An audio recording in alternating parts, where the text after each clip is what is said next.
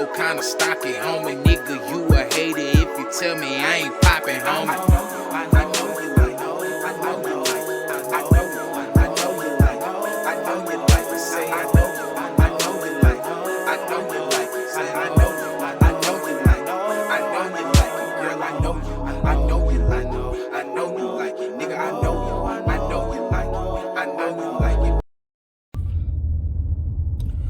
Yo, it's Jumpman T with Twisted Tours TV. I'm back again. Turn me up in your headphones. I'm doing a car ride today. Just got off work. You know how that be. But we just get into some spice, man. The Falcons have basically let everybody know, which all the real fans, the commentators, everybody already knew we wasn't finna let Matt Ryan and Julio Jones go. It's too much dead money on the books. If we try to let Matt Ryan go before June 1st, that's $40 million in dead money. We already under the cap. We can't do nothing about that. That's crazy. We got a new GM, new head coach. Arthur Smith is running Kyle Shanahan's old offense in 2016. In case y'all didn't know, that's the year Matt Ryan went to the Super Bowl. That's the year Matt Ryan won the MVP. So I'm expecting Matt Ryan to have some big things coming up this year, man. He sees the critics. He sees the fans. Somebody, it's time for him to go. Hell, let me not even lie to you. I don't care if we draft a QB in the first round. Push Matt Ryan. If that's what y'all want to do to make the fans be happy, I'm cool with that. He got 2-3 years left. We can rock out in the sun. He can be a mentor for that last year for whoever we pick. I ain't tripping about that. I promise you I'm not. But in order to win now, Arthur Blank stated that. Rich McKay has stated that. They want to win now and win in the future. It's not, the league is not how it was in 08 and 2010 and 2012 and 2014, where these one-year QBs can take you to promised land. It's not like that no more. You don't have Russell Wilsons. You don't have those type of players. Like, all the rookies in the past 2 years, they haven't went to the playoffs. They haven't. At QB, they haven't led their team. Herbert, one of the best QBs coming out of college, went to Oregon. He did phenomenal with the Chargers. Did they go to the playoffs? No. Sam Darnold, he was one of the best QBs coming out of USC. Have they been to the playoffs yet? No. We don't have that type of league anymore. It's based off of defenses. And usually when you're a first year, it's hard to get accustomed to reading NFL defenses as far as a QB. I'm just giving y'all a little game, you know what I'm talking about. That's just a little game I'm teaching y'all, you know what I'm saying? Because a lot of y'all don't see the X's and O's.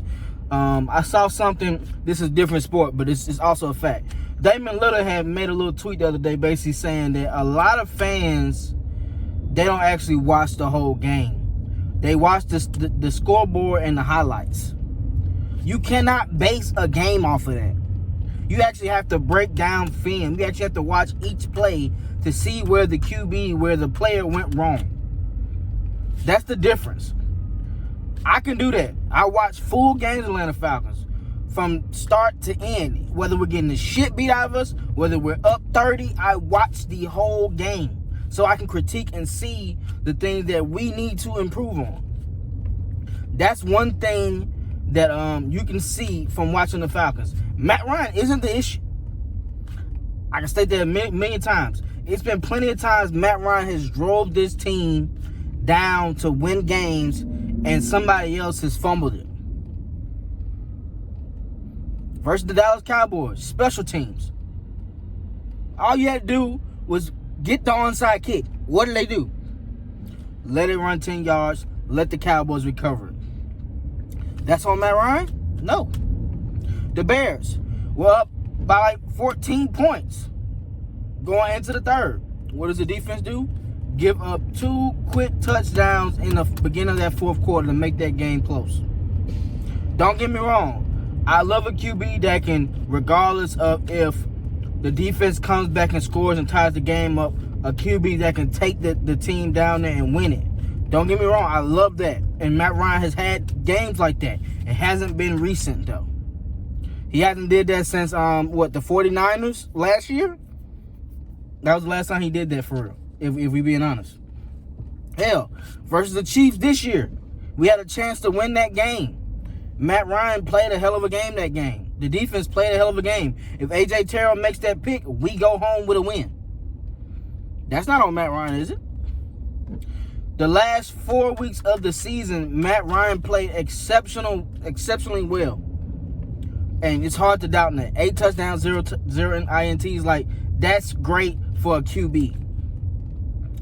Not having a running game. Having Todd Gurley be pretty much 3 to 4 carries a game. That was supposed to be your key back coming into the season. And he hasn't been that. So, if we don't have a running game, it's going to be extremely tough to win games. It's not going to just be on Matt Ryan. I'm going to need y'all to understand that. So, that's clear. Julio Jones, he didn't play this much this year, which is fine. We were on a losing season anyway. Save Julio Jones prime.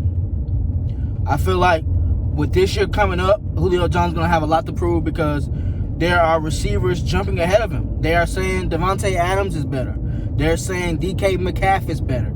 You know what I'm saying? But the receivers in itself know who Julio Jones is, and they know who's the best receiver in the league. He just has to go out there and prove it this year and stay on the field for 16 games. Just imagine Julio Jones and Calvin Ridley together throughout the whole 16-game season. It's going to be hard to honestly stop this team. I'm just keeping it a buck. Let's get into draft. I've been waiting to talk about draft. I'm not even gonna lie to you. I can't wait until draft. I see a lot of us doing some good things with this pick. Honestly, we can trade down because there's a lot of teams that are thirsty for a QB. The Colts, I'm sure they'll give up the farm to get a QB. And I wouldn't mind taking a couple picks. Hell, give us that left guard y'all got. He makes All-Pro every year. Give us him. I wouldn't mind taking him. But yeah, as far as that, we can trade down. There's going to be teams that's going to be looking for a QB. So I like the position we're in at 4. If we stay there and keep the pick, that's fine with me. Or if we trade down, I think both ways we will be able to get an impact player. In all honesty, I'm going to tell y'all a little sleeper pick who I like. I like Asante Samuel's son, Asante Samuel Jr. at cornerback. We can get him in the 3rd round. I think he's going to have instincts. He's going to be a playmaker like his father. And he already knows how to read QB's eyes. He already knows play recognition. That's a key thing to have as far as being in the secondary in NFL. Being able to read your keys and know what the QB wants to do against you. And I think he will be a great asset to our defense. Pairing him with A.J. Terrell, putting Isaiah Oliver at free safety, and bringing back Keanu Neal. I'm gonna be honest, man. With this defensive coordinator in the fold, he is a great defensive coordinator. He has took teams to the Super Bowl. The Patriots in 08, 09, or 07, 08.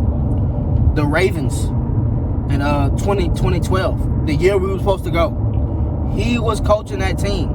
And people forget that Ray Lewis was out for 10 games because of that bicep injury. But when he came back in the playoffs, that defense made a lot of plays.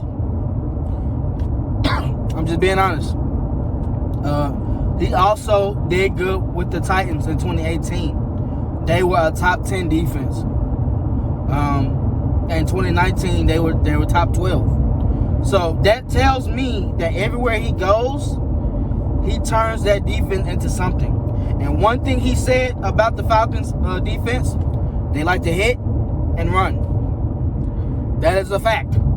They like to hit and run. We are all fast on the defense, on our Atlanta Falcons defense. Everybody is fast.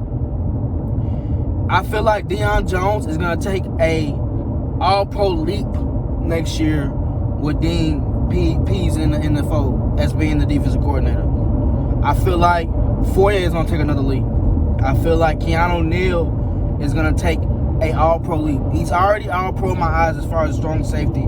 I just need him to play better coverage. And I feel like Dean Pettis will put him in position to make plays and show his strengths. He's not going to put him in a position where he has to guard tight ends and guard slot receivers like that. He's not going to do it. I think with this defense, it's going to be 3-4 and a 4-3, which in turn helps us because it gives us multi-looks and doesn't give the QB and the offensive coordinator a chance to actually scheme versus us because you don't know what we're going to do. He also made another point. Everybody's going to blitz. Corners, linebackers, safeties. Everybody's going to blitz. I like that. You're using the speed that you have and taking advantage of it. We have fast corners. We have fast safeties. We have fast linebackers. Hell, we still got fast defensive linemen. How many times have you seen Grady Jarrett stop a play from the D tackle position 10 or 12 yards down the field? That's called speed. He has it. Based on what we picked, I think Dean is going to get the best out of these players, man. And I've been stating for weeks, hell, years, that we need to go to 3-4. We tried 3-4 one time, and it just wasn't what's up. It wasn't. If we're going to be honest, it wasn't what's up.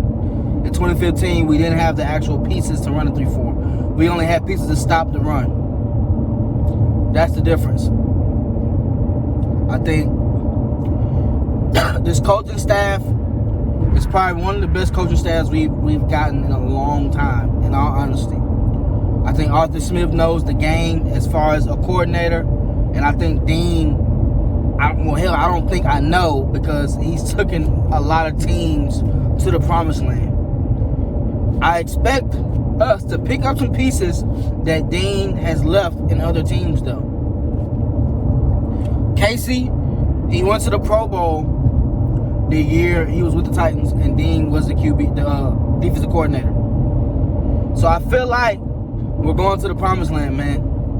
We're back to where we're going to win games again, in all honesty. I'm totally fine with us taking a QB at that 4th pick. I'm totally fine with us trading down, getting the offensive tackle swell to maul jokers and run the ball exceptionally well.